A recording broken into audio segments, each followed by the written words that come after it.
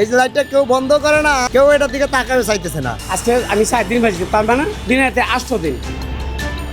দেশজুড়ে যখন জ্বালানির সংকট চরমে, ঠিক সেই সময় ভর দুপুরেও রাজধানীতে জ্বলছে স্ট্রিট লাইট, অথচ সেটি দেখার কেউ নেই।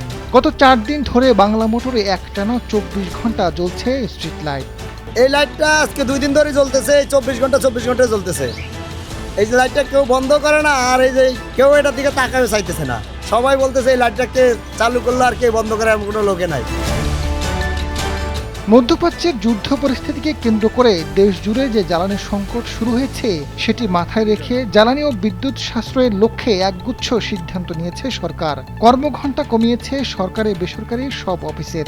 সন্ধ্যা 6টার মধ্যে শপিং মল ও দোকানপাট, বিয়েবাড়িতে আলোকসজ্জা বন্ধ সহ দেওয়া হয়েছে বেশ কিছু নির্দেশনা। ওই যে লাইটগুলো জ্বলতেছে, আজকে আমি 7 দিন বাঁচতে পারবো না, দিনে 8 দিন। এর আগে কোনো দিন যাই বলতে পারি না, কারণ মঙ্গলবার দিন ছুটি কাটা বাড়ি থেকে আসছি। আজ থেকে অনেকে বলছি ভাই লাইটটা জ্বলে, লাইটটা খেলা বন্ধ করেন, যাই না কোনো কিছু না। কথা কেন না, কথা না করে সরকার যেহেতু ভালো চা, আমরা চাই খারাপ, সরকার ভালো আমরা চাইলাম কি করে। শুক্রবার রাজধানী বাংলা মোটরে দেখা গেছে ভর দুপুরে জ্বলছে স্ট্রিট লাইট। স্থানীয়রা বলছেন 24 ঘন্টা ধরে স্ট্রিট লাইটটি জ্বললেও বন্ধ করছে না সংশ্লিষ্ট কর্তৃপক্ষ।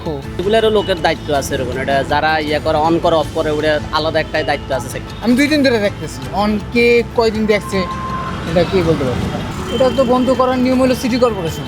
সরকার তো একজনের দায়িত্ব দিয়েছেই, যদি না করে এটা তো সরকারের ইয়াতেই পড়ে, দোষটা তো সরকারেরই পড়ে। দেশে যখন জ্বালানি সংকট, তখন এভাবে দিনের বেলা স্ট্রিট লাইট জ্বলাটাকে মরার উপর খরার ঘা হিসেবে দেখছেন সাধারণ মানুষ। সংশ্লিষ্ট দায়িত্বশীলরা বিষয়টিতে দ্রুত নজর দেবে বলে জনগণের বিশ্বাস। আজাদ ফারুক, সময়ের আলো।